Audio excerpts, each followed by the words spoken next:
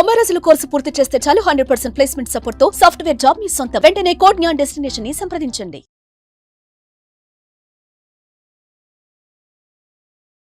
నమస్కారం అండి, డాక్టర్ శ్రీ ఆచార్య అనంతకృష్ణ స్వామి గారు. నమస్కారం. మన గురించి మనం ఆలోచించడం, కంపారిజన్ లేకుండా ఉండడం, పోల్చుకోవడం, ఇవన్నీ తెలియకుండానే ఇంకొకరిపైన దృష్టి వెళ్ళేలా చేస్తుంటాయి. ఎప్పుడైతే మనపైన మనకు దృష్టి ఉంటుందో మీరు ఎలా ఉండాలో అలాగే ఉండాలి. సో ఈ ఎపిసోడ్లో ఏం చెప్పబోతున్నారు ఆడవాళ్ళకి? ధర్మం అనే ఒక మాట వస్తుంది. నువ్వు ధర్మబద్ధంగా ఉండాలి. ధర్మబద్ధంగా ఉన్నప్పుడే నువ్వు ఏదైనా విజయాన్ని సాధిస్తావు. ఓకే, ఇట్లాంటి బోలెడు చెప్పుకుంటాం మన పురాణాల్లో కానీ ఇతిహాసాల్లో కానీ. అసలు ధర్మం అంటే ఒక మాట మనం మాట్లాడుకుంటే ధర్మానికి సరైన నిర్వచనం ఇప్పటిదాకా ఎవరు చెప్పలేదు. ఎందుకు చెప్పలేదంటే ధర్మం అనేది ఆయా కాలం మన పరిస్థితులను బట్టి మారుతుంటుంది. చలి పెడుతుంది, దుప్పటి కప్పుకోవాలి, లేకపోతే చచ్చిపోతారు, లేదా మొత్తం కట్టడి చచ్చిపోతారు. అది అలా ఎలా అంటే ఆయా కాలం మన పరిస్థితులను బట్టి ధర్మం మారుతుంది. ఓకేనా? ఇప్పుడు మనకి రాముడి కాలంకి వచ్చేసరికంటే ఏకపత్ని వ్రతం. అదే మనం ద్వాపరానికి వచ్చేసరికంటే అంతమంది భార్యలు ఇవన్నీ మనం విమర్శిస్తుంటాం. అంటే మనకు ఎట్లా ఉంటుందంటే ఏది పూర్తిగా తెలియదు. అది చెప్పేవాడన్నా సంపూర్ణంగా చెప్తాడంటే ఈ యొక్క అరకొర మనుషులు తప్ప, గొప్పవాళ్ళు తప్ప చెప్పేవాళ్ళు ఇంకెవరు లేరు. పోనీ వాళ్ళు చెప్పినా మనకు వినేంత టైం లేదు, ఓపిక లేదు. దీంతో ఏమవుతుందంటే అన్నీ సగం వినేసి ఇదే నిజం అనుకొని ఆ యొక్క భ్రమలో మన జీవితానికి సాగిస్తుంటాం. అర్థమైందా? ఏది పూర్తిగా వినము. అలాగని చెప్పి కనీసం అది విన్న తర్వాత దాని వైపు మనం ప్రయాణం చేయం, అంటే పరిశీలించాం. అలాంటప్పుడు ఏమవుతుందంటే జీవితంలో అన్నీ కూడా సంపూర్ణత్వం లేకుండా సగంగానే మీ జీవితంలో అన్నీ ప్రసాదించబడతాయి. కాబట్టి ఇక్కడ మనం ధర్మం గురించి చెప్పుకుంటున్నాం. ధర్మం అంటే ఏంటి అంటే ఆయా కాలమాన పరిస్థితులను బట్టి ధర్మం మారుతుంది అని అనుకున్నప్పుడు మన సబ్జెక్ట్లోకి వచ్చేసరికి ధర్మం అనే దానికి మనం సరైన నిర్వచనం ఏమి ఇస్తున్నామంటే నీకు ఏదైతే అనిపిస్తుందో అది చేయడంలో పక్కవాడికి కానీ ఇతరులకు కానీ ఇబ్బంది లేకుండా నువ్వు నడుచుకోవడమే ధర్మం మన సబ్జెక్ట్లో. అది ఏదైనా కావచ్చు. మన సబ్జెక్ట్లో మనం ఎన్నోసార్లు చెప్పినాం, ప్రకృతికి పక్కవాడికి ఇబ్బంది పెట్టకుండా నీకు ఏదైతే అనిపిస్తుందో అది చేయడమే ధర్మం, అంతే. అర్థమైందా? కండిషన్ మాత్రం ఇవి రెండు. ఓకేనా?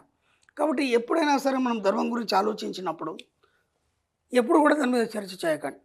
ఎందుకంటే మనకి ఎన్నో అనుమానాలుగా ఉంటుంది. మన జీవితం ఎప్పుడు కూడా ఏంటంటే అనుమానాలతో కూడుకొని మన జీవితాన్ని కొనసాగిస్తుంటాం. ఇది ఇలా చేయరాదా, చేస్తే తప్ప కాదా. ఇప్పుడు నేను మన సబ్జెక్ట్లోకి వచ్చిన తర్వాత బోలెడు చెప్తుంటాను, నేను మీరు ఇలా ప్రవర్తించాలి. ఇంతకుముందు కూడాను నీకు నువ్వులాగా ఉండడం అది ధర్మమే.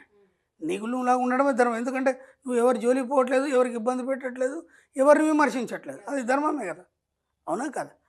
అలా మనం ఏమనుకుంటామంటే నేను కరెక్ట్ ఉన్నానా లేదా, లేకపోతే నేను కరెక్ట్ చేస్తున్నానా లేదా, ఈ చేయడం ఏమైనా పొరపాట్లు జరుగుతున్నాయా లేదా, ఇది ధర్మబద్ధమేనా. మీకు పెద్ద వేదాంతం తెలీదు, పెద్ద శాస్త్రం తెలీదు, ఏమీ లేకపోయినా ఈ మాట మాత్రం మనం ప్రతి దగ్గర తెచ్చుకుంటాం. ప్రతి దగ్గర తీసుకొని గొప్ప గొప్ప వాక్యాలు దానికి ఉపయోగిస్తాం. కాబట్టి దానికి మనం అర్హులమా కాదా, అంత గొప్ప వాక్యాన్ని మనం తీసుకొని దానికి అర్హులా కాదా మనకు తెలియదు. కాబట్టి ప్రతిదానికి ఈ దాన్ని మనం జోడించి మన జీవితాన్ని చిన్నగా చేసుకోకండి. అర్థమైంది? అది చాలా గొప్ప పదం, మీకు చాలా ఈజీ పదం. నేను చెప్పిన ప్రకారం మాత్రం చాలా ఈజీ. అది ఇక్కడ ప్రతిదానికి మనం అనుమానం పడుతుంటాం. ఇప్పుడు నేను ఒకటి చేయమని చెప్పాను, నేను మెడిటేషన్ చేయమని చెప్తాను, 20 నిమిషాలు చేయమని చెప్తాను, 20 నిమిషాల కంటే ఎక్కువ చేయను. ఇప్పుడు వాళ్ళు పొరపాటు ఏమైంది, ఒక 5 నిమిషాలు ఎక్కువైంది, లేదా ఒక 5 నిమిషాల ముందు లేచారు. లేవగానే ఒక అనుమానం వస్తుంది, అరే గురుగారు కరెక్ట్ 20 నిమిషాలు చేయమన్నారు కదా, మరి ముందే అయిపోయింది కదా, ఇప్పుడు ఏం కాదా, ఆ డౌట్ ఉంటుంది. ఇప్పుడు ఈ సబ్జెక్ట్లో అది ధర్మం 20 నిమిషాలు చేయాలని నేను చెప్పాను కదా. ఆయా కాలానుగుణంగా ధర్మం మారుతుంటుంది. ఈ సబ్జెక్ట్లో 20 నిమిషాలు చేయడం ఏమంటే గుర్తుకొస్తుంది కదా, ఆ పలానా టీవీలో పలానా ఆయన చెప్పాడు కనీసం 45 నిమిషాలు చేయాలని. ఓకే, నేను చెప్పింది ఇది, అది గుర్తుకొస్తుంది. ఇది గుర్తుకొచ్చినప్పుడు దాంతో ఇది కంపేర్ చేసుకుంటాడు, ఎక్కువైంది కాబట్టి ఏం కాదు 45 నిమిషాలు చేయమన్నాడు కదా ఆయన, అర్థమైంది. దాంతో కాంప్రమైజ్ అయిపోతాడు. నువ్వు ఎక్కడున్నావు, దేనికి అనుగుణంగా ఉన్నావు, ఆ ధర్మాన్ని పాటించినప్పుడే విశ్వం నీకు సహకరించడం మొదలవుతుంది. కానీ నువ్వేం చేస్తావంటే నీ అనుకూల కోసం, నీ సానుకూలత కోసం నువ్వు దీన్ని కంపేర్ చేస్తావు. అర్థమైందా? ఇది అయిపోయింది. డబ్బు సంపద ఐశ్వర్యం గురించి నేను కొన్ని సూచనలు ఇచ్చాను, అలాగే ఎన్నో మీకు అఫర్మేషన్స్ ఇచ్చాను. అఫర్మేషన్ చేసేటప్పుడు ఒక పదం దొరుకుతుంది, లేదంటే ఒక దాన్ని మర్చిపోతాం. అయ్యో ఇది ఇలా అయింది కాబట్టి అది కాలేదేమో, లేదా ఇది 2 సార్లు చెప్పాను కాబట్టి ఇలా అయిందేమో, నీకు నువ్వే దాన్ని నిర్ణయించుకోవడం. అర్థమైందా? దాంట్లో ఇది ధర్మబద్ధంగా చేశానా లేదా, మళ్ళీ ఒక ఆలోచన దానికి.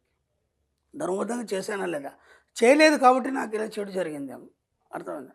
నేను మన సబ్జెక్టులో ఎన్నోసార్లు చెప్పాను, ఎలాంటి అనుమానాన్ని ముందు తీసేయండి.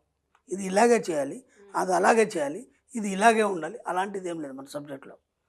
మీకు ఎలా ఉండాలనుకుంటే అలా ఉండండి, మీకు ఏం చేయాలనుకుంటే అది చేయండి.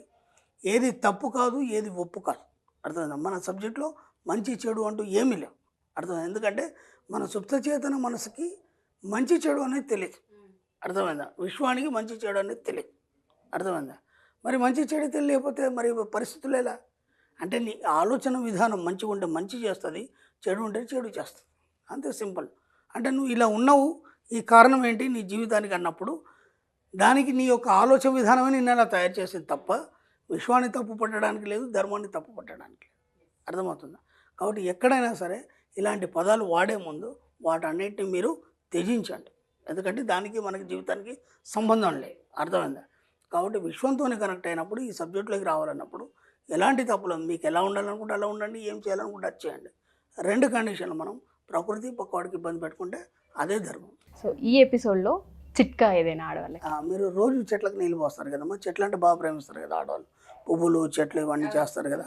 ఇంతకుముందు కూడా మనం చెప్పుకున్నాం. దీన్ని చిట్కా కింద ఇప్పుడు మళ్ళీ మనం చెప్పుకుంటున్నాం. అప్పుడు సబ్జెక్ట్ కింద చెప్పుకున్నాం. సబ్జెక్ట్ కింద చెప్పుకున్నప్పుడు అవి ఎక్కువ గుర్తుండయి. ఎందుకంటే నేను ఇంత పెద్ద సబ్జెక్ట్ ఇచ్చాను గతంలో. చివరిలో చిట్టి తంత్రాలు ఏవైతే చెప్పానో అవే ఎక్కువ మంది పట్టుకున్నారు.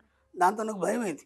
ఎందుకంటే ఆ తంత్ర మార్గంలో నాకు తెలిసి గతంలో తాంత్రికుడు కొన్ని చెప్పాను.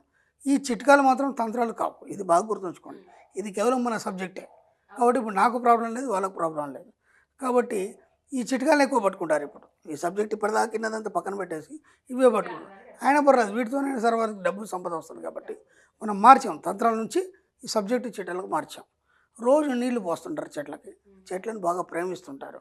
ఆ నీళ్లు పోసేటప్పుడు మనసులో చెప్పుకోండి, ఈ యొక్క చెట్లు ఎలాగైతే వృద్ధి చెందుతున్నాయో అలాగే మా యొక్క కుటుంబంలో డబ్బు సంపద ఐశ్వర్యం కూడా ఈ చెట్లలాగే ఇవి ఎలా పెరుగుతుంటే అలా వృద్ధి చెందుతున్నాయి అని ఫీల్ అవుతూ ప్రతిరోజు వాటికి నీళ్లు పోయండి.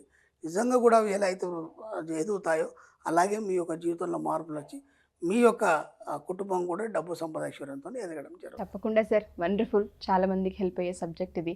ఎంటర్‌ప్రెన్యూర్‌గా బయటికి రావాలనుకున్న ఆడవాళ్ళందరికీ కూడా మీ చిట్కాలు కావచ్చు, మీ ఎపిసోడ్స్ కావచ్చు, చాలా బలాన్ని ఇస్తూ ఉంటుంటాయి.